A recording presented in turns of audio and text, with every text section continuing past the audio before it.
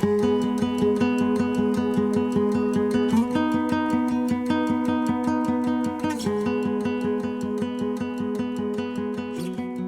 so hello everybody. Welcome to episode 5 of the Keep It Simple podcast. This is a big one, so people wouldn't really know this, but when it comes to Apple iPod stuff, when it comes to different algorithms, you have to have a 5th episode to be deemed legit.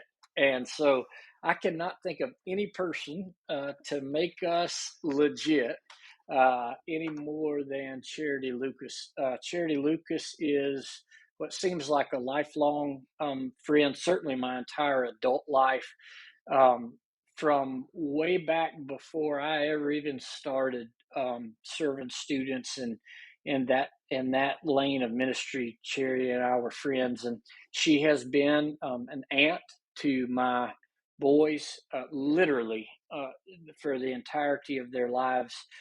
She has been a sister and a friend, a confidant, just so many roles in my life, co-worker, co-laborer, and our relationship is very special to me and just in general, I believe. And so, Silu, welcome to the Simplify podcast, the Keep It Simple podcast. I'm thankful you're number 5. Thanks for having me. No pressure. Yeah, no pressure. I didn't So, know all that. yeah, so kind of just at the intro, it's something that I ask everybody because I'm interviewing people from different walks of life and all these backgrounds. Some of you know each other, a lot of you don't. If you'll just kind of catch people up on us, how do we know each other? What are the dynamics of our relationship and kind of what we've been through together? I think that'd be a great place to start. Mhm. I think we probably met when I was still working at the preschool at First Methodist, Yeah, doing the Mother's Morning out there, and then I moved into a role at another preschool where your children were going, yeah, and that's really where we connected. There was some stuff that had happened. I don't even know how we even started talking about stuff that was going on at the church. I really don't even know how that came about. yeah.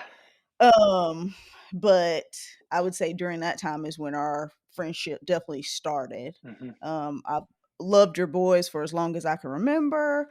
Yeah, We always connected because we're super, super similar. yeah, I just feel like in a lot of ways we view things the yeah, same and yeah, we're very, very similar. yeah. So I think we just always kind of it's like once we were kind of in the same space, it was almost not destiny, but like we were gonna be friends, we were gonna be close, we were gonna be family. That's just what it was gonna be. Hmm. And usually with people who are hardwired so much alike, it's either magnetic or repulsive, right? So I know other Yes, people who are yes, hardwired like me, and it's hard to be in the same room. yes, And then I yes, know I people agree. who are hardwired like me, and it's just like, whew. And Oh, yeah. so, but weren't you helping Charlie Judd? Didn't you help see Judd with like some Mhm. youth work and Yeah, I helped him with some youth work, chaperoning, because if you've got a guy, then you need a lady. If you yeah, got a lady, you need a guy to yeah, kinda help out. So I did that for a while. So I was always kind of around. yeah, And so we kind of knew each other. Really, the only thing I knew that you were a rodeo clown. That was the first thing I ever found out about you. yeah. And I was like, the church hired a rodeo clown? Yeah, what a Uh, strange guy. Yeah. So, um, but then from there, so through those relationships, you ended up in student ministry, which yes. let's just kind of talk about that. I shared with you right before we came on, and this is not by design. I'm not strategic or smart enough to set this up, but you're the 5th interview. And of 5 interviews that we've had now, 5 episodes, 3 of the 5 have stepped away from vocational ministry or ministry, Mhm, formal ministry within the context of the local church, and are now mhm, doing different ministries, creative ministries, and more of, I guess, what you would call a secular setting, but ministry. mhm. But let's talk Yeah. just a little bit about like your experience, your history in the context of vocational ministry, and then Mhm. kind of the season of life and what was happening in you as you began to feel the Lord lead you out of that. Can we talk Mhm. about that a little? Yeah, so both of my parents are ministers, Yeah. and so vocational ministry is definitely not something that I would have ever chosen to be into. Both of my parents have always had some type of secular job. My dad worked the entire time he was pastoring churches. Same thing with my mom. When she's preaching, she's always had a 9 to 5 kind of job. Hmm. But it's definitely not something I ever thought that I would be doing. Really wouldn't have been in any type of youth ministry specifically if it wasn't for you and the work that I did with Space Between. Hmm. I still don't even know how I got connected with that. That's still just kind of like Ben's like, hey, we're doing this thing on Thursday night. I think you should be a part of it. I showed up and just got kind of plugged in. And then a few years later, after doing some other type of ministry work where I was running a soup kitchen and running a food pantry, then I got into youth ministry. Hmm. So working in that full time and working at a church with 6th to 12th graders full time. Hmm. But it's definitely not something that I would say was like, oh yeah, this is really what I want to do. Yeah. I think once you are around people that are doing something that you're passionate about and you wanna be a part of what's happening with Hmm. the work that God is doing, Hmm. then opportunities arise for you to kinda get into those roles, Yeah. and I think that's kinda what happened with me. Yeah. And so for people who are listening that are not familiar, a pretty large population of our following is our people from Central Georgia. But what's been interesting Mhm, is as we started to introduce these other personalities and bringing all of our friends and mhm. connections in, we're picking up new folks that aren't from Middle Oh, Georgia, yeah. which for me is Mhm, really exciting, and encouraging. But so, for those of you who are not from that area, the Space Between was a combined group to college and career age young people, 18 to 26, which the 26 was kind of kept getting smudged. Yeah, higher and higher, yeah, yeah, yeah, 27, 28, yeah. 29. It's a ministry that at the beginning, four local churches kind of poured into. I think at our peak, we had seven local churches that we had connection with through Mhm. these relationships, and um, man, those were good years. They were Oh, hard yeah. years, but when that ministry was in those seasons of health, it was a beautiful snapshot of the church. Mhm. Um, Oh, yeah. and really, for my side of the tracks, that's when you, me, Brooke, there Mhm, was Big Mike at first, and then Terry, and there were all these mhm, kind of folks moving through that, and that's where those relationships really were mhm. forged. Um, and the number of young adults, young people who came through there that we're still in deep connection with, that we still Still have connected with. sincere relationship with, and just that authentic Mhm, community. Um, mhm, and so those were good years. Um, mhm. and I'm sure it was because we were doing things generated by the Holy Spirit, but maybe, just maybe, a part of it is because we named the ministry after a Dave Matthews song. You will always plug Dave Matthews. uh, Dave, if you're listening, Ben is your biggest fan. yeah, yeah, yeah, yeah, yeah, He named a church group after yeah. you. Literally a ministry. I'm not sure how Dave would feel about that, but so so anyhow, so we were forged together in that. You were Mhm, running a food pantry. You mhm, were you were really an MVP in a lot of ways because you wore multiple hats. mhm. So what was the natural progression of that? Were you food bank at Trinity or were you food bank at one church before another? I don't remember that. So when I first got connected with Space Between, I was actually still working at the pharmacy. Okay. I was still a pharmacy tech at that CVS. time. That's right. So I had yes. forgotten So that. I would Yeah, I would go to work and I told them they could not schedule me for Yeah. Thursdays because sometimes I would have to work in the evenings, but I you can't schedule me for Thursdays. I'd rather work on a weekend and on a Wow. Saturday because I have something to do on Wow. Thursdays. And so for a while I still worked at CVS while doing that. Mhm. And then eventually I was working with Rob Bailey, doing t-shirt stuff with That's him, right. and then that's when I moved into soup. mhm, moved into working at the kitchen and food pantry. They had volunteers working in that position and had for like 10 or 15 years. Like they'd had volunteers forever. It had never been a full-time paid position. And that And was they at combined Trinity. the food. Yeah, mhm, Okay. and so they combined those 2 volunteer roles because they wanted someone to be able to focus on doing That's that right.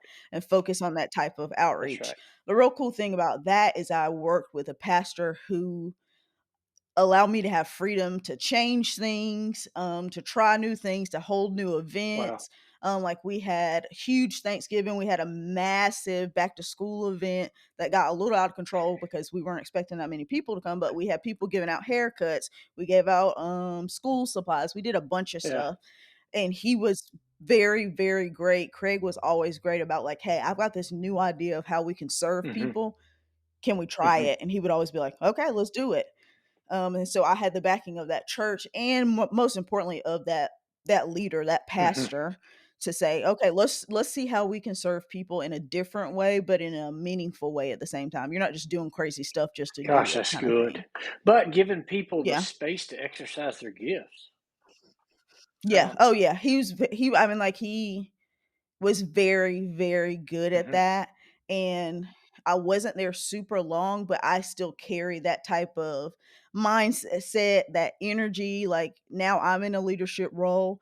I'm okay if my people are like, "Hey, is this something that we can mhm. try? Is this something that we can do?" Like, think about the logistics of it, and then let's try to make it work. Because if you do it one time and it doesn't work, you don't have to do it Mhm. again, but if it does work, like, let's do it again and Yeah. again and again and So again. that creative Yeah. ministry, how much so? I don't know if you saw or listened to it, but last week we interviewed Gabe Barrett. Mhm.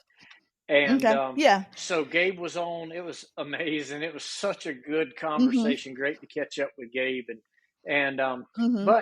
but that ministry then M25. So our college and Yeah. career age group, the space between, we started venturing Mhm. to Atlanta to serve at M25, and through that then this because you are one of the things that I love most about you is you are creative but in your creating, you Mhm. glorify the creator. Ah, And okay. so that's a lot of creative creation, Thank you. but Yeah, that's a lot, creative yeah. people, there are creative people who create just as an outlet or as a whatever. Yeah. But what I love about you is that whether it's from drumming and all of the instruments and the painting and the all of the stuff, all the things, Mhm. um, there's this constant, consistent thread of pointing people Mhm. to Jesus somehow in and through that. Mhm. And so my observation was we went to M25, all of us, the Lord used those Yeah. experiences to do something in us. But coming Mhm. back from there, I don't know, you could talk into that. Did it unlock like this creativity and doing non-traditional ministry and how do we do that? Mhm. Of 100%. Going to M25, building those relationships with them and their team that we still have those same relationships Deeply. now. We still catch up, we Yeah. follow them, see how their kids are Yeah. doing, like, "Okay, oh, Gabe's having another Yeah. kid," like, "Let's Yeah. pray, Yeah. for the Yeah. delivery," and all of that kinda stuff, but being able to see that you can serve people right where they Mhm. are, like, they don't have to show up perfect or in a certain type of environment. You can be under a bridge, you can be in a building, you can be in a church, you can be in an alleyway, and it doesn't matter. And then the way that you serve them doesn't have to look Mhm. traditional. I mean, we took a weird communion one time. I think it was like grape ice cream or Yeah. something, and ice cream Yeah, cones it or was something. particles of Um, waffle cones and grape ice yes. cream. And I challenge, hey, anybody that happens to listen to this and loves a good challenge, I challenge you to go Mhm. try to buy grape ice cream. Oh, yeah, that was a fiasco. Not sherbet, grape ice cream. Yeah. Ice cream. See if you can find it. But yeah, for me, it completely changed my life. It completely changed, my thought process about what I could do with my time and as a Mhm. profession. Long term, what does that look like Mhm. for me? And to be able to take that experience back, and it definitely plays into what I do now. And it played into what I was doing before, kind of leading up into what I'm doing now. So it really was one of those moments where you're like, and I don't know that while it was happening, I knew that. Like I knew we were having fun because we did. We had amazing moments of worship, which we Mhm. did. Mhm. You're getting to do kind of cool new stuff. But I don't think in the moment I knew that it was going to be so profound Mhm. for me, but it definitely Mhm. was for sure. So coming back from that, and then the Mhm. natural progression into this, through the space between leadership, and then over to Mhm. Trinity, and God placing you with Mhm.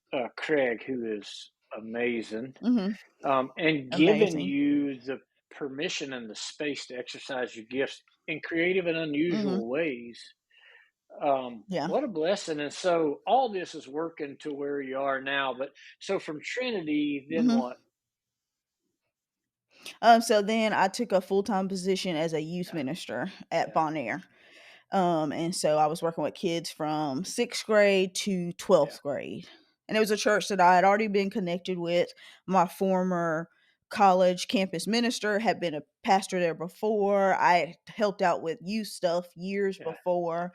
So definitely knew people there, was already connected there. So it wasn't like a weird transition kind of Yeah. thing for me. It wasn't like I had to go in and kind of prove myself or even have to really introduce myself a lot because I did already have previous Hmm. relationships with people. Which is one of your strong suits.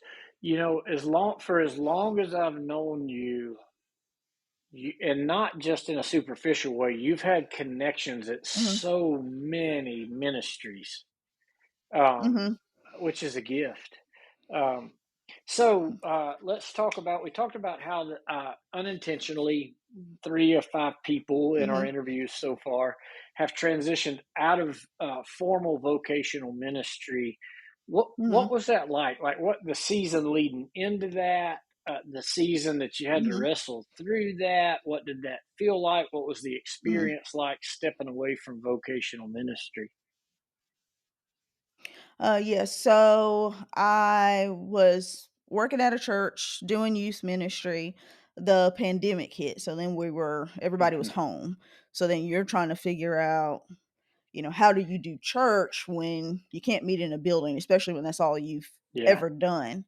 And church people, I don't know if people know this, but church people don't take very kindly to You're change, kidding. or newness, or different. Yeah. Um, and so you're dealing with, you've got people that are literally dying. We're attending funerals of people that have died, but then you have also people that are like arguing and yelling about stuff. So then we go back into the church. It looks Mhm. different. We were holding way more services because you're trying to accommodate people and space people out, but still be, you know, congregating together, which is an Mhm. important part of who we are Right. as the body. And trying to navigate, so how do I do youth ministry going forward? What does that look like? And in a lot of ways, you're not going to get everybody Mhm. back. I don't know any churches that didn't experience when people left from meeting on Sunday mornings, people didn't know how to come back or even to continue meeting where doing whatever they were doing before. It was in a way kind of like people just kind of Mhm. gave up. But I continue to work, meet with my kids, and because of some things that I posted on social media, I had people reach out to my pastor. They were very upset about some things that I said about my experiences as a Black woman in Mhm. America. We've had Oh, conversations yeah. about that. We have, you know, really long, really hard conversations. And a lot of people just weren't ready Mhm. for that. And so my church got complaints about some things that I had said, and I mean, I didn't take it down, and I wasn't being Yeah. ugly or anything like that. But for me, the reality is I have a niece and a lot of nephews that this is the world they're Mhm. living in. So for me to speak my truth and say, like, yes, racism is still real. Especially in this predominantly white church, it made people very uncomfortable. There are people that are still very Mm. uncomfortable, and that were very much wanting something to be done, basically me not to be voicing what I Wow. was voicing at Okay. the time. Which anybody who knows me knows that's not really Yeah. how I'm wired. I'm not gonna say something just to stir the pot, but I also like if you're asking me or if you want to know about what's actually going on, this is what I'm Mhm, gonna say. And you reached mhm, out to me and some other people, and we sat down and you got to ask really candid questions, and we were able to answer in a very mhm, candid way. And those are the conversations that should have been happening at my church because there was an opportunity. I was the only black person, maybe the only person of color on our mm, staff, and those conversations mhm, weren't happening. And there was definitely a lot of pushback. So when I finally did decide I don't need to be in this space anymore, it wasn't a quick mhm, decision. It was a very difficult decision because I had previous relationships mm. with those people, Deep years relationships, long, yeah. very deep. A lot of people, like I'd seen their kids grow up from children to Mhm, now adults and have been a part of that. And now I can't talk about what it means to be a black woman in America because it makes you very uncomfortable in the Bible mhm, Belt South. Um, and so leaving definitely wasn't like this easy mhm, thing. Sometimes it's still mhm. not easy because I do still have ties to people that are connected to And that still have church. some solid But relationship. I mean, there's still some 100%. really deep, strong relationships. Mhm. Um, Well, and the good thing is I had people when I mhm, did speak up that yeah, reached out to me who yeah, wanted to have conversations. Like I had lunches yeah, and coffee meetups and long yeah. phone calls Zoom and calls, Zoom I know. calls with Yeah, people. Yes. Yeah, like, just to say, like, first of all, yeah, "How are you?" Because it can be frightening to feel like there's a target on your back for things you don't right. have control over. But then also, like, Mhm, "What can I do?" Which was, I feel like, a different type of step for a mhm, lot of people. But I had a lot of people that did reach out that I did, you know, I was able to have those mhm. conversations with, which I think is the only way that true change is gonna happen if you're willing to have Yeah, and that. in that Um time, gosh, there was so much tension. I mean, you Mhm, had the COVID mhm, thing, and then the whole mhm, race thing just sparked. And mhm, um, my experience with you and Will Cooper as well, I love me some Will Cooper.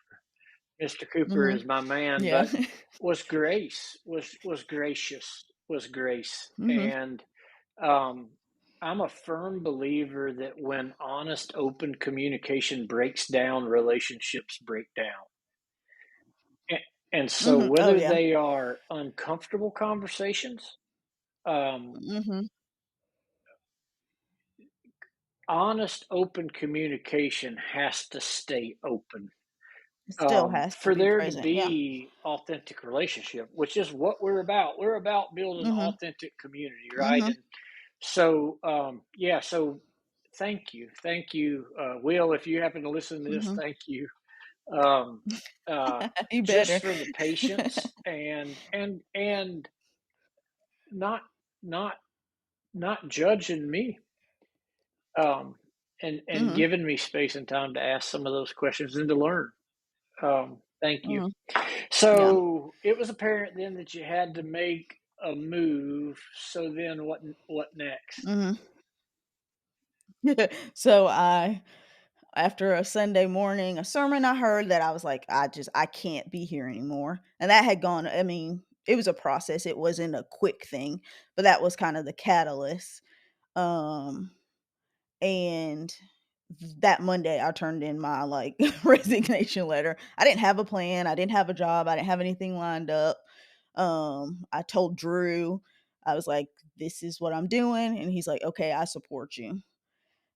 So worked a few kind of odd jobs really to just Yeah. get through the summer, pay my bills. Definitely saw God in the response of a lot of people that helped me out. Like my landlord, when I told her what had happened, was like, okay, you don't need to pay the Wow. rent this month. Wow. Literally. Yeah. And then another friend of mine, Cheryl Ware, was like, "God told me to give you some money," and it was literally the exact Wow. amount for my rent. The exact amount, like, Yeah. down to the penny. I love David and And just Cheryl. stuff like that. Yeah. Yes, they're amazing. But being able to have people that, my family had my back. At the time he was my boyfriend, he had my back. And it wasn't an easy decision. Like I still Yeah. had to eat, I still had to live somewhere, I still had to pay utilities, but God provided during that entire time, really Yeah. and truly. Um which allowed me to then be able to apply for the job that I have now. The crazy thing is that job did not exist when I quit Yeah. my job at the Yeah. church. So I did work for a few months until they had some structural stuff that was going on, and that didn't even exist Yeah. until later. So God was definitely throughout all of that. It was definitely hard, um, and I felt supported Mhm. through the hardness. I felt supported through the parts that were very, very difficult By for sure. authentic community. I mean, by people that Oh, you know yes. well and love well, and there's that kind Mhm. of 2-lane road where so often people are either really good at giving or really good at taking. And in the Yeah. healthiest relationships, people learn to be good at both, the giving and the Both. taking, Yes. and that's that 2-lane traffic, the giving and the taking, and those are the Mhm. relationships when I find myself in them, I double down or triple down. Um, Mhm. and okay, Mhm. so your current job, where do you work? I work at Yes, Brookdale you Resource do. Center Yes, you in do. Macon, All Georgia. right, so this is going to be the meat. If Yeah. y'all are listening, watching, and you hadn't unplugged, the meat of our conversation, and really what I'm super, super excited about is for you all to learn about the Brookdale Resource Center. So, exactly Mhm. what is the Brookdale Resource Center? So Brookdale is a homeless shelter, and we serve men, women, and families with children experiencing homelessness. That's like the short, like abridged version of what we do. Yeah, that's the elevator speech, the 20-second elevator Yes. speech. So Yeah. so what is the building? What Tell us about the building. Okay. So Brookdale is an old elementary school, which was Brookdale Elementary. In December of 2020, two guys that were experiencing homelessness froze to Mhm, death in the city. And at the time, they had elected a new mayor, but he hadn't been, he wasn't in office yet. He would get in office in that January. But him and a bunch of other city agencies, and honestly, people that were already doing work, working with people with the homelessness, a lot of different agencies pitched in to get Brookdale open. At the time, it was just the Brookdale mhm, Warming Center, which people mhm. still call it that, just because that's what the name Yeah. was when it first opened up. And so it was just going to be temporary. It was going to get through March, where in Georgia it's going to Mhm, start getting warmer. So the risk of someone dying of hypothermia or being out in the elements would be mhm, definitely be lower. But once Brookdale was opened, was a need that was seen like, hey, we need more support in this city for people that are mhm. experiencing homelessness. And it's kind of morphed into more than it was Yeah, initially for sure. Um, which is it's a very yeah, much needed and it thing. is impressive. So, I guess before we moved, so that was or after maybe one of the first times I was home for a funeral or a wedding. I can't Mhm, remember, but it wasn't long after you had begun mhm, working there that mhm, you mhm. invited me to come take a tour, and so you Yeah, walked me through and kind of you showed me what you had, but then you began to share with yeah, me kind of the vision, and this is this, yeah. but it's going to be this, and this is that, but this is the plan. Mhm, And then just a few weeks ago, a month ago, I don't know, whatever it was, I was in Georgia, mhm. and you gave me a tour, and I am not Uh-huh. easily impressed, um, ever. At all. And I just couldn't, I literally could not stop saying, like, wow, wow. Like, I left there Mhm. still saying, wow, you know? So let's talk about what it Wow. was. Let's talk about what it is and kind of the Yeah. morph, what happened in the middle, what's got up to there. So I started working in November, so you would have come home either Thanksgiving holidays and seen it, or probably at Christmas time, I think. So it was still very much a place where we're figuring out like what is this going to look like long term? How do we better serve our residents? When Brookdale first opened, the support for it was overwhelming in the Okay. best way. So if they needed towels, everybody brought towels. If they needed pillows, everybody brought pillows. They needed Hmm. clothing, everybody brought clothing. So it was very much everyone brought things, but then how do you organize it in a way that can be accessible Hmm. to the people that you're serving? I think the first time you came, Hmm. we still had You did. cots. So a bunch of old like Salvation Army kind of Army military surplus. cot looking Yeah. things were yes, that's what would Hmm. people were sleeping on. They had taken all of the old classrooms and turned those into Hmm. sleeping places for people. So they needed something to sleep on. So someone donated all of these cots, which were honestly a great thing because they were quick. You could get them in easily, and they were immediately Hmm. accessible to people to get on. Um, so when I first started working at Brookdale, it was definitely a lot of people trying to figure out, okay, what's the next step? What do we do now? And by the time I came on, it was already under the umbrella of the United Way. So once it was decided that this is going to be a long term thing, they wanted to figure out, okay, so who's going to run Gotcha. it? Who's going to be in charge? What does that look like logistically? And so it came under the umbrella of the United Way. So technically, I'm a United Way employee as being Oh a wow, I Brookdale didn't know that. employee. I just So learned something.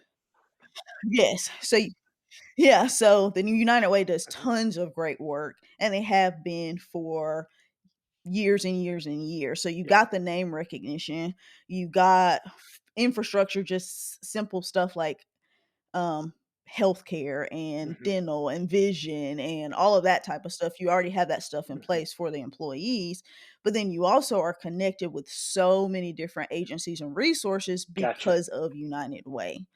Um, so what started out as just being a temporary place to house people and we'll just house them and that's going to be kind of it. It's now a place where people can come and be connected with case managers that Hmm. help them get ID, social security cards, birth certificates. We register kids for school. We make sure they have school supplies. We make sure they have um, uniforms. In Bibb County, they have to wear Hmm. uniforms if they're attending school. We help people with jobs. We help people with housing. We try to do more than just having people sleep there, which was the initial just Yeah. goal, which is a good Yeah. goal. Just having a place Yeah. warm is a good goal. But trying to get people into a more Hmm. stable situation. And so you could visually see that because you saw Yeah. it very early on what it looked like. But that's just a manifestation of all the other stuff that we're doing. Like we're connected with more agencies. We're able to get our people more help. And one of our big things is we're not trying to replace people that are already doing great work. So we work with people to someone else to get IDs, to get birth certificates, to get social security cards, to Hmm. sign people up for medical benefits. A lot of our residents haven't seen a doctor in years. We're connected with the school system and the hospitals, and we make sure people are getting mental health help because that's not something that we need to do. That's There's already so people that are good. doing that work. Yeah. So that's a big, big thing. And we're constantly like, I have like a list of other stuff that I want to Yeah. eventually continue to add on. Like I want this to be in the center and I want this to Yeah. be available to our residents. And then eventually we're going to want to expand out where it's a community resource so people could come to us Mm. to be able to receive services. Um, I could see a vision Hmm. for what it could be. And so it's really cool to see some of that kind of playing out. But seeing it every day, a lot of times I forget until somebody like you comes in and goes, "Oh man, this used to just store junk, Yeah. but now it's a functional Man. space." I mean, from It from makes a from the big first difference. time I walked into the other day, it's it's it's literally not the same A world of place. I difference. mean, it is, but it's not. I mean, Yeah. everything that I saw. I mean, Yeah. paint, floors, beds, everything. Mhm. So, how does it work? So there are three halls. The elementary school had the office, like the principal's office, and all the Mhm. offices and the front desk Yeah. or whatever. Had a Mhm. lunchroom, and then had three halls and a back Mhm. hall and a gymnasium. Is that right? Mhm. Yeah. So Yep. talk Mhm. us through for people who are listening and interested. How does that work? What is what? How did you all transition these spaces Mhm. into what they are? Mhm.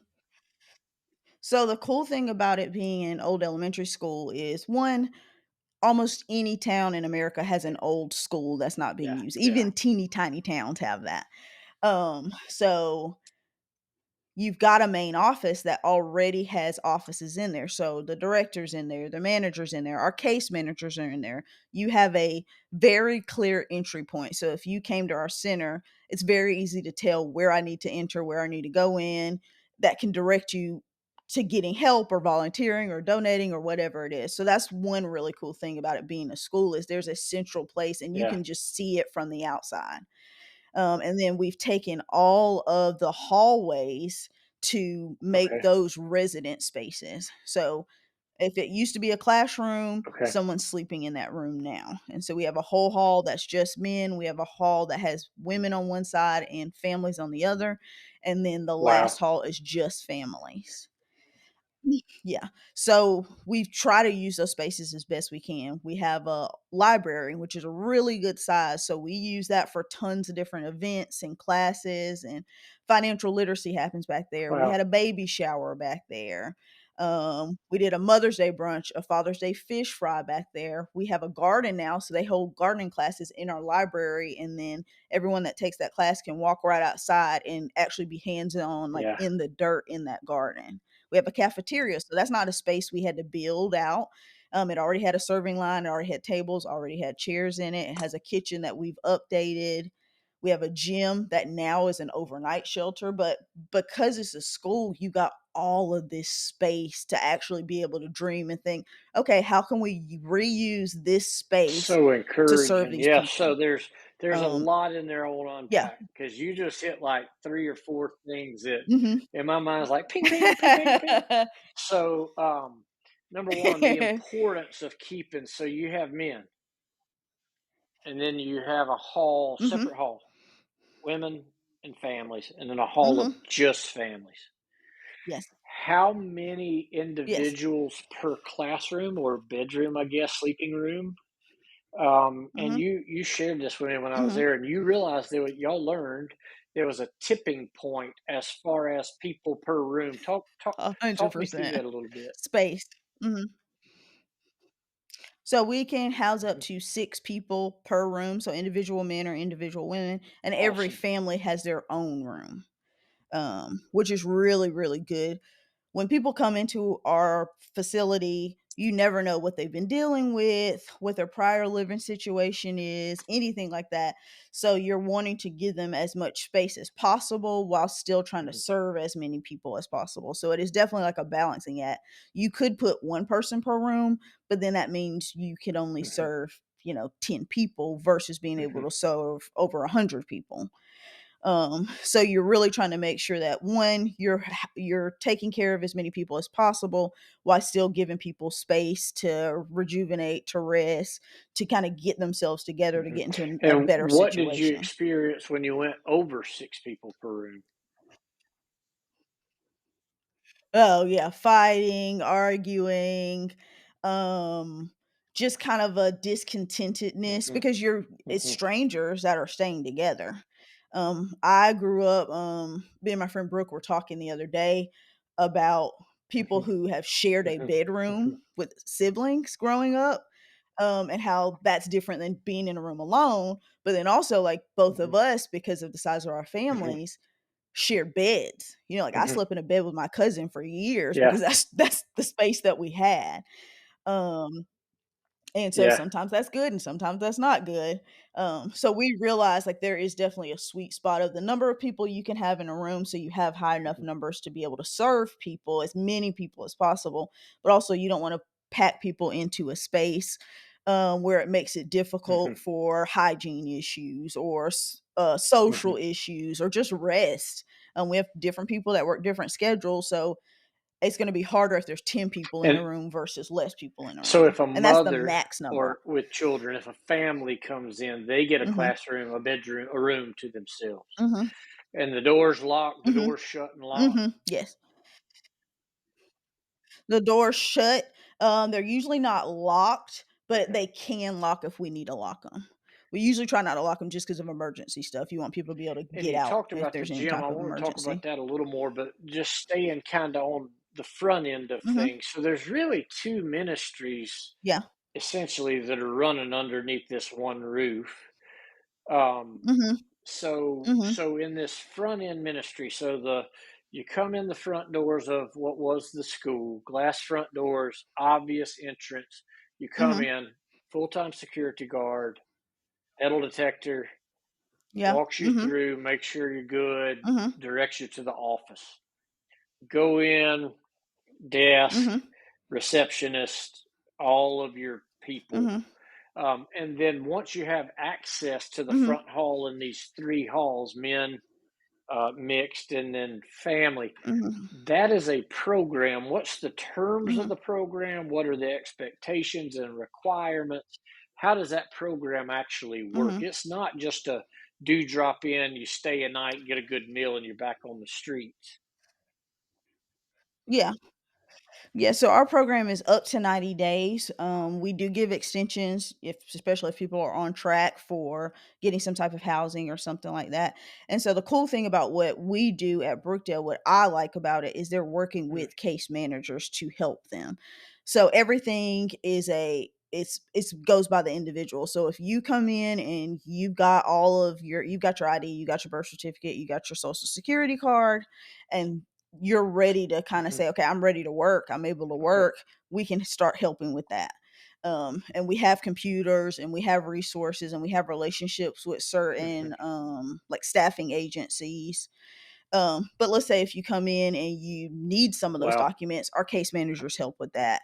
Let's say if you already have an income, maybe you're 65 and you're receiving social security, maybe you just need to be able to stay in one place for a while to save some money and start looking at some senior Gotcha. housing. Our case managers help with that. So that's the difference versus just staying there for a little bit and just sleeping there versus actually trying to see how Mhm. can we help that individual Mhm. move into a better position. And with families, it usually takes longer for sure because you're dealing with Mhm. just more individuals in the family. But our case managers do really, really great work to try to see, okay, what are you wanting? What are you needing? Short term, what are you Mhm. looking for? Long term, or what are you Which looking is for? a holistic approach, right? So you were sharing with me there's a medical Yeah, yeah, team, a medical yeah. A bus bus that that comes, comes. and Mm-hmm. one of the rooms you showed me, I don't know what it originally Mm-hmm. was, but you all have turned that into an exam Mm-hmm. space, the clinic, Oh yeah, the clinic. the It used to teachers' be a lounge teacher's became lounge. the It was a clinic. teacher's lounge. I love it. Yeah. Yeah.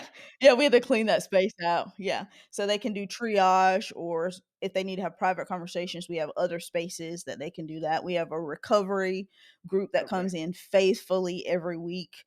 So if we have people that are in recovery, they can attend Wow. those classes like on campus. We partner with Mercer a lot, which is a college in town. They do a lot of our Wow. financial literacy, Wow. budgeting classes, stuff like that. We've had parenting classes that another agency came in and taught. We partner with one of the mental health places here, and they come in and do well-being classes and also just sessions that can be one-on-one, Wow. or they can also do family Wow. counseling, which is a huge thing too. So we like I could name 30 agencies, and that still wouldn't be everybody that we partner with to get help for our Mhm. because it is also different what you may need and what she may Mhm. need and what they may be different.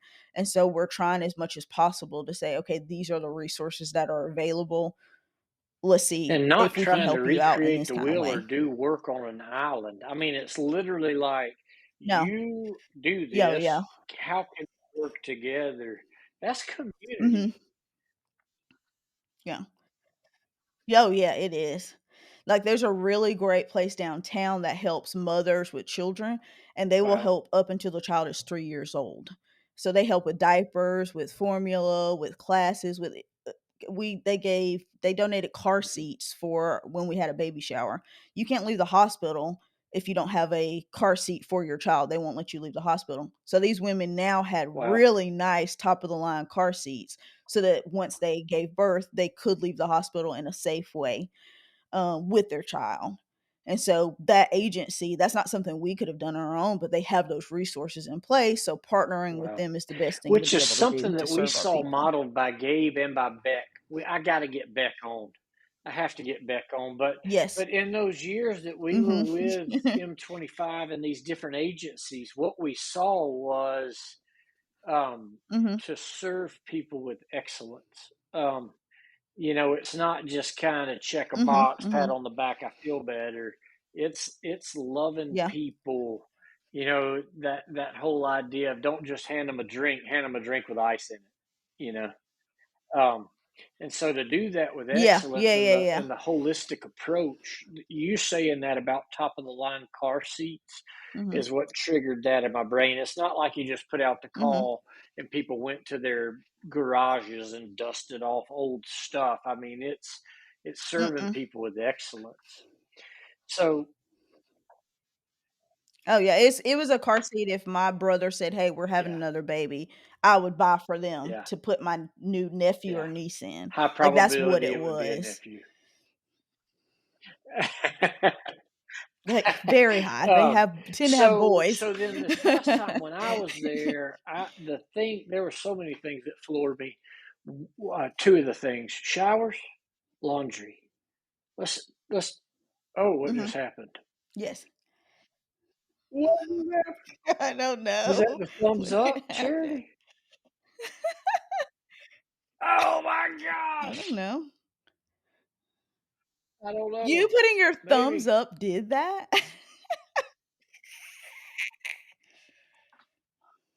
So the people who are listening to this Bentley. on Spotify, or if you're listening just to the audio, you'll think we've lost our minds and gone off the rail. But if you happen to watch this on YouTube, go to minute 46 and check this out. That is creepy. So is it 2 that Charity. does it? I don't think mine does it. It's just you. All right, so back on track. Two things. I'll try not to do any more thumbs up or hand gestures. What does peace sign do anything? Oh, peace sign gives balloons, Charity. Very random. Okay. Balloons. Okay. Back on track. Reeling it in. So two things: laundry, showers. Talk me through that. How did man? Yes. Whew. So it's a old school, so you don't have like a locker room Hmm. full of showers, so showers had to be built. Um, we also one of our things that we do, a policy that we have is people can't bring in their own linens, blankets, pillows, towels. And at first people think, "Oh, that seems kind of rude." But you never know someone's prior living situation. So when Hmm. Brookdale initially opened up, you could bring in anything. But you run the risk of Everything. bed Yeah. bugs, ticks, Yeah. lice, mold, mildew. You just don't know. So we provide all that, which means we have to clean it. So for a long time, we had one washer, one dryer, and we Hmm. ran it pretty much 24 hours a day. Killed it, had to get another one, had to get another one. Our last one, because we knew the laundry area was going to get built, Bluebird actually Wow. The donated bus to company. us a new washer and a new dryer. Wow. Yes, we have really, really great corporate partners, like tons of corporate partners, locally that help us out so much. If we say we have a need, Wow. they always step up. They always partner with us, whether it's for a specific one-time item or if it's a continuing kind of thing, or if it's even Wow. coming and helping us out with an event that we're having. They're really, really phenomenal. Yeah, like Coca-Cola partnered with us last year Wow. for our trunk or treat, and they're doing it again this year. And so they'll make sure our kids have costumes. Every kid will get a new costume. So we Hmm. do have really, really great partners that we work with. But Bluebird giving us that washer and dryer got Hmm. us through until our laundry room was open. So now we have 8 washers, 10 dryers, 16 total showers Hmm. to be able to serve our residents. Because Brookdale, like I said, Right. was only going to be temporary. But once you decide, okay, this is going to be long term, you got to reevaluate. Okay, what does that look like? How do Hmm. we make sure we So have then, do things in you place for people? rotate the showers? Like, is there an And hour they're where really it's nice. men, an hour where it's women, an hour where it's families, or how Mhm. does that work as far as the safety? Yeah, so each demographic has times that they can come back, specific times that are Okay. posted around the center, but also in their rooms. So there's a time that just families are back in the showers, just men, just Wow. women, and we have an attendant back there also. So the entire time that our showers are open, there is somebody back there. But there's also 3 opportunities. So there's a morning, midday, and Okay. evening opportunity for every demographic. So trying to make sure we're offering different times for people Hmm. to be able to come So in those depending on what showers their are schedule running. is. They're running. Yeah. Yeah, oh, yeah, Um, yeah, yeah. and then the Yeah, laundry, and do there's the always somebody residents back have there. access to the laundry, or is that only your employees? Okay. So only employees for right now. Eventually, what we wanna be able to do is have our residents us like, them be Hmm. able to get their laundry Hmm. done, like, their personal laundry done. So we're trying Hmm. to get big detergent donations so that we know we have so many Yeah. months worth to be able to do that because we do have a lot of residents. Right now, it's just something that employees do, but I always try to look ahead. So, what's the next step? How can we more Yeah. So incorporate if more you're listening to services to this, serve wherever more this people? lands and whoever you are, if you would Mhm, like to step mhm. up and sponsor help with laundry detergent, big tubs, uh, email us, hit us Yes. up, and we will put you in touch. So, so that's kind of one ministry. That's the bulk of the ministry, and that's pretty much 4/5 of the building. But then there's the gym, which is it's. Mhm, I mean, it's still mhm, Brookdale, but mhm, it's almost its own ministry. Tell us about that. mhm. Yeah, so our gym is an overnight shelter, and so people check in the afternoon, and they leave every single morning to head out. It runs similar to how the Salvation Armies run in a lot of places. The thing about the overnight shelter is it's lower barrier. So you literally, if you just want to come in and sleep a night, and that's kind of all you're looking for. Maybe you just want to get out of the elements or you just need a break or something like that. You have the availability to do so. The cool thing about opening up that shelter is we're Wow. now expanding the services that we are offering. Because some people, they Hmm. just need a few days. They don't need 90 days. They literally just need a few days. And then we do get people that transition from Oh our wow. overnight shelter into our 90-day program. I think yeah, yeah, we do get people that do that a lot.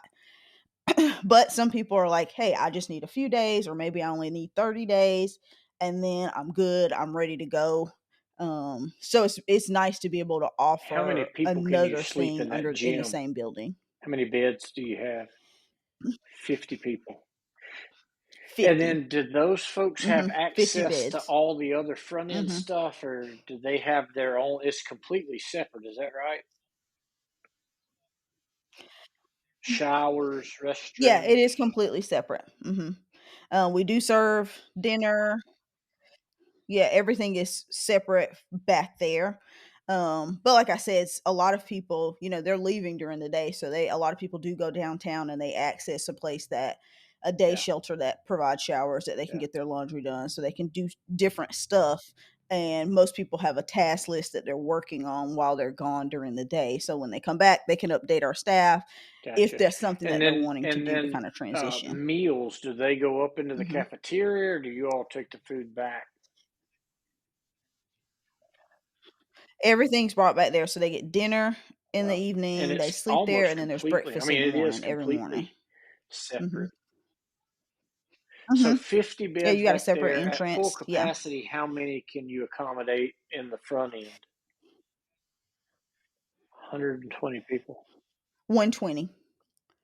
So we could realistically house Wow. 170 In a people a building night. that had been basically abandoned. There's Yeah. a closed down elementary Abandoned. school. Um, Yeah. And so when they left, they took everything they were gonna take to the new school, and everything else was left there. So we had old worksheets, old books, stuff was still in classrooms. So you have to kinda sift through and say, "Okay, this stuff is not usable, this mhm. is junk. Hey, but we can use this table here, or we can use this shelf, or this works for what we can do." You're kind of reimagining stuff, but also sorting through, like, a bunch of cables Yeah, that probably don't even work anymore, or yeah. old What technology that about the was just kitchen? Was it left, outfitted? um, but Was the using what you kitchen could and outfitted? reusing as much as possible. It had some stuff, but there was yeah, it had Gotcha. some stuff, but some things we had to So update you have a to be able to full-time make it chef. I want to functional. double back to the garden Mhm. because, you know, the cleanliness Yeah, and okay, yeah. orderliness of the place was floored me. The showers floored me. Mhm. The washroom, the washers and Mhm. dryers. I was like, oh my gosh. The Mhm. gym really messed with my head because when I saw it Mhm. before, it was just full of just Mhm. unsorted donations. Full And of then you're like, crap, oh yeah. yeah, Bentley, let me show you this. And we walk outside. Yeah. And there is Yeah, because I sent you some yeah. pictures and videos, like, forever ago, but I'm like, "You So gotta see we it in walk person." out the It's back different in doors, person. and adjacent to the playground, this big green space, fenced inside the fence, is a garden. And I don't mean Mhm, like, mhm, a couple rows of mhm. peas. It is impressive. So all raised beds, have I got that right? Yeah, so we have raised beds. I think there's nearly 50, and one of the local high schools, their Wow. ag class built those for us. They built them and then delivered them. They built them, I Yeah. wanna say over spring break this And past then school year and delivered them. We got tons of donations from a lot of different, like, nurseries and hardware stores around town to, outfit everything and make sure we would have stuff. and the It's really, really coolest nice. thing about that garden to me, this is so smart. Whoever, if it was you, whoever had this idea is Mhm, borderline genius. So you all partnered with the University of Georgia School of Agriculture or the extension office. mhm. The And so UGA you extension office, have yeah. UGA students? Mhm. No, we have employees. We have an employee that is an employee Okay. with the city, like through Macon Bib, Okay. who works with us in our garden. And we get a lot of support from the extension office. And we also get a Yeah. lot of support from master gardeners in the area. They come and donate their time. And then it's grown so much that we've had to hire another employee to And be so able to help our other garden employee. how many tons of But it's food a did you really, tell really me good came out of that partnership. garden? They've already raised a Wow. ton. At this point, it's over a ton. And so what they do is they partner with our nutrition staff to figure out what they're gonna grow, so then they can harvest it, Mhm. process it. So you gotta Mhm. either cut it or freeze it or, use it. So you've gotta do all of that kinda stuff to figure out, okay, how can he use it in Wow. his menu up front for our residents? So it's a good And then what do partnership you between our do with the nutrition staff and our excess? gardening staff. They're right now figuring out how to store it. Now we do have a Yeah. huge walk-in freezer, so that helps, which was Yeah. already in place because it's an old school. You have a big cooler, you have a big freezer. Um, and so I think they harvested a bunch in the spring, and so they kind of adjusted Mhm. what different types of plants they're doing for fall and winter harvesting. But we do have somebody that makes sure, like, she cuts and rinses off and Wow. blanches and does all the preparation to be able to store it and freeze it so that That is we can use it in our cafeteria. yeah, And it's helped the cost of yeah. food has gone down because we're able to Fresh, I get mean, fresh like, food. good vegetables and yeah, yeah, yeah. Fresh. Literally. Yeah, A couple and now 100 the yards, you're taking it the from there whole to there. thing is if you're in Middle Georgia, what just happened? You made a heart because Oh you went man. like that. If you're in Middle Georgia and you'd like to volunteer, like, I mean, do you take volunteers? Do you need help? Mhm. We do. Yeah, we get Can volunteers all the people time. come We have by and just volunteers take a pretty much tour every and day of the figure week. out how to plug We they in? can Mhm. Yeah, we get people that do that all the time. "Hey, I used to teach at this school. My kids went to this school. I live in the neighborhood and been driving by. What do y'all do?" And then we Yeah. kinda show people, and we get a lot of people that get plugged in that way. We get a lot of help from Mercer students. They come and volunteer. Wow. Almost every day, we have a Mercer student who is helping us, in some capacity, whether it's sorting through donations, cleaning up, Hmm. serving meals. It's a little bit of everything. So it can vary day to day on what kind of task you'll be doing, but So, two we do questions. use Number volunteers one, do every you day. know of any other city that's doing this? Mhm, And number two, is it a repeatable mhm, model? So, say one of our mhm. friends in Oklahoma listens to this Gotcha. and she decides, oh my gosh, Mhm. 3 miles down the road, there's a freaking school building just sitting there. Yeah. Um, do you know of others that are doing it and Mhm. is it repeatable?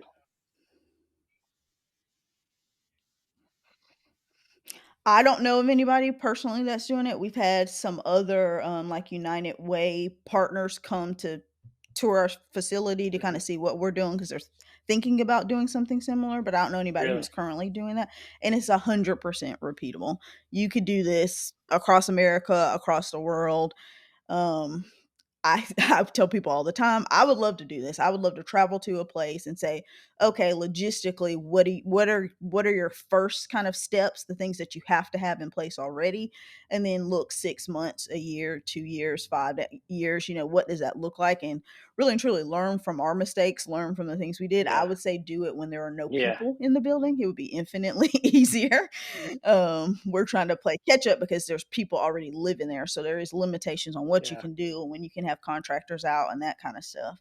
Like if they have to cut off the water for 8 hours, that's easy to do when Hmm. nobody's living there. It's hard to do when you've got people living in a space.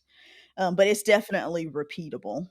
Um, Over and over again, this Hmm. could be done to house people that are transitioning Hmm. because you're not trying to have people live there permanently.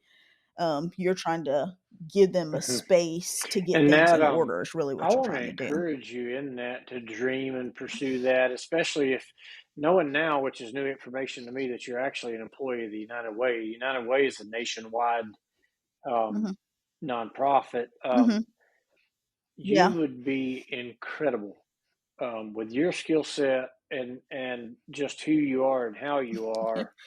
Um, I want to encourage you in that to dream into that, pray into that, think into that, have conversations thank about you. that because that's what I got home Mhm, when I got back to mom and mhm, pop's house. I was a butt, like I was lit up, and I'm like, and I told mom, I'm like, mhm, this is repeatable. The thing that excites me the most, yes, the ministry's going on, yes, mhm, all of the things, but mhm, traveling a lot, driving a lot, being all over the country a lot. You're right. mhm, Almost every city, if mhm. not your city, then the town two doors down Yes, has a school the building one sitting right next there. to it. And so, yeah, I would encourage Mhm, you into that. Um, thank you for taking the time to walk us through that.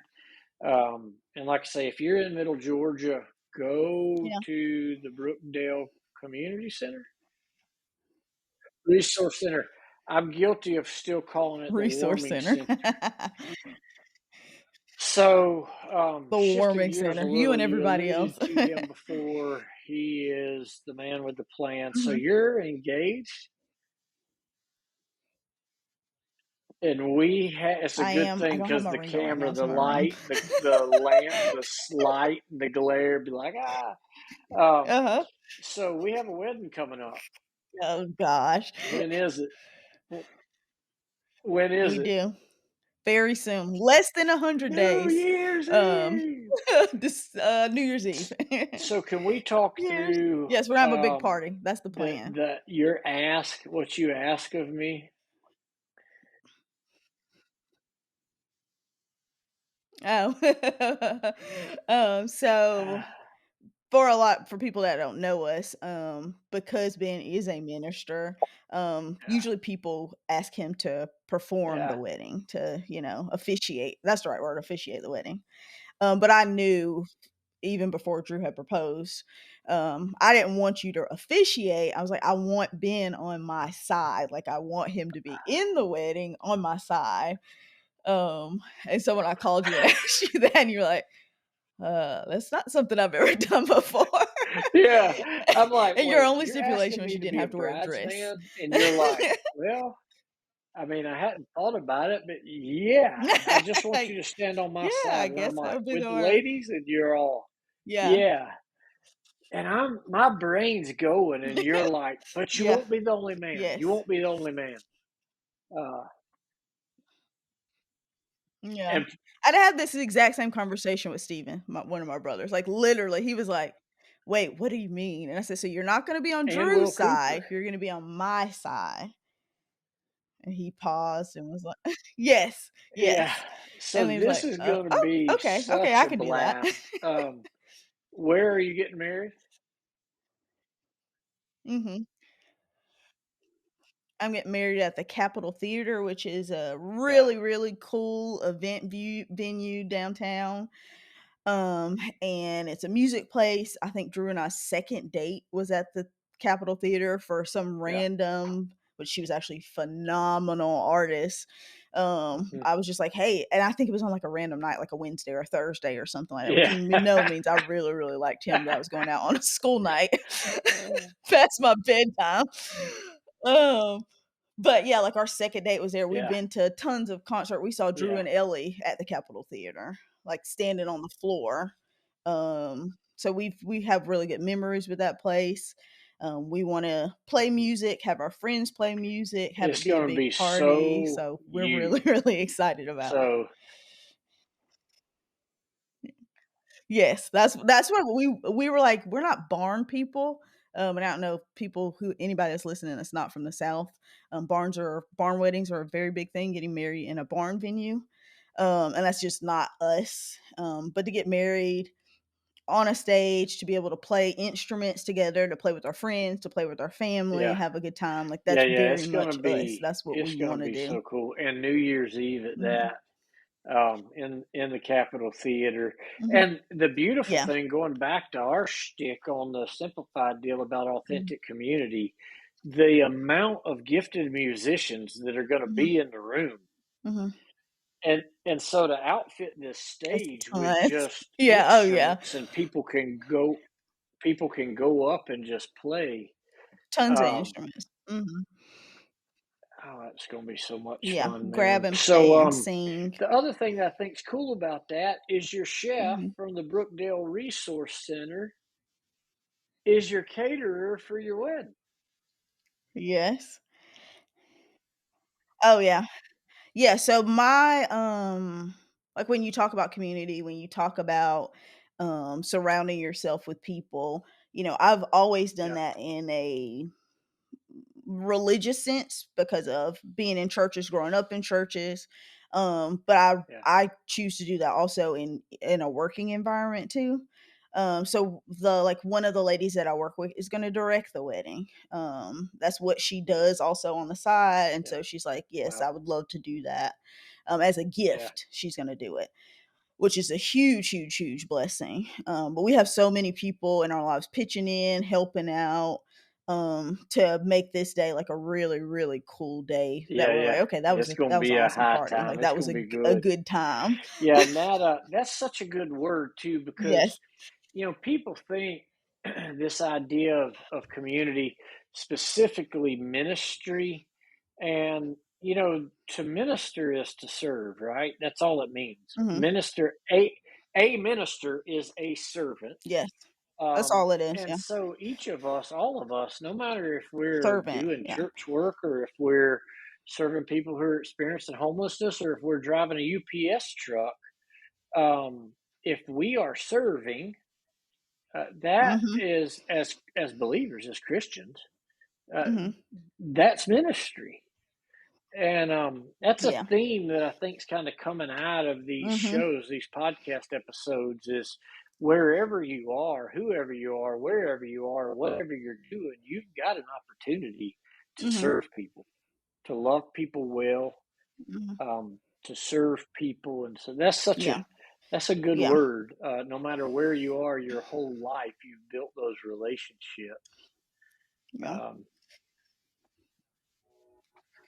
Yeah, I feel like I don't know how people operate not doing that, because right. Brookdale isn't a religious organization. We're, I think, one of the only places in town that isn't in some way Wow. connected to a church or a ministry or something religious. But for me Right. personally, the work that I Yeah. do is 100% informed by my faith and by my beliefs. So even though Brookdale isn't religious, and that's not the work that we're doing is in no way like you have to go to church or you have to be connected with this. Sure. Because for some people don't want to talk about it. Religion is a barrier. Church is a barrier. The church hurts people a lot.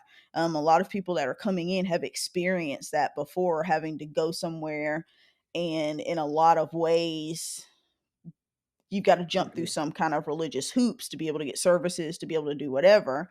And Brookdale doesn't do that. But for me personally, the work that I Yeah. do, it's fully because of what Yeah. I believe.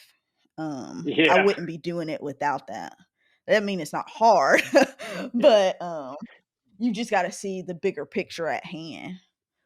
Like to know that, you know, people know what I believe, the people that I work with. And so if there is a situation where like you do need somebody to pray for you or you do, I'm open to Hmm. do that. That doesn't mean like I've had experiences at work where that has come up. It's not something that I'm Yeah.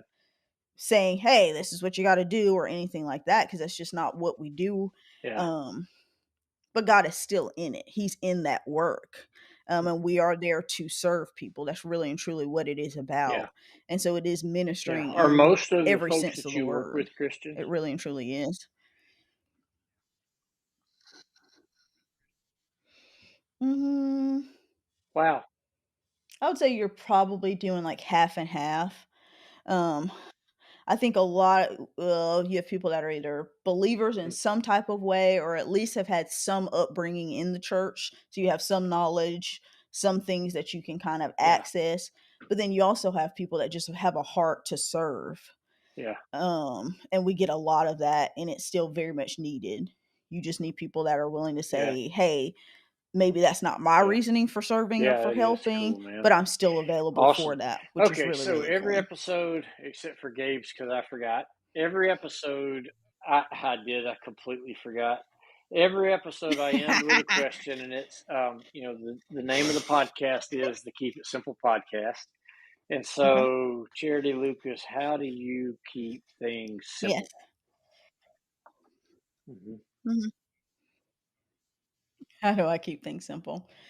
Um, I think my way of keeping things simple is truly pouring into the things that I think are important.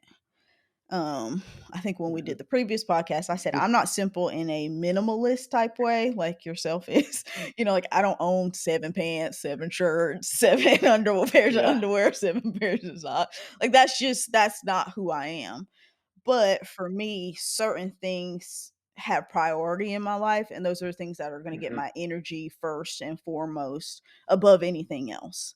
And so they're non-negotiables. Now other stuff can happen and kind of fall into place, but for me, keeping it simple means Mm. deciding what your priorities are and then really pouring Hmm. into those priorities. It's being able to say no to a Hmm. lot of stuff. Hmm. Keeping things simple, you have to say no a lot.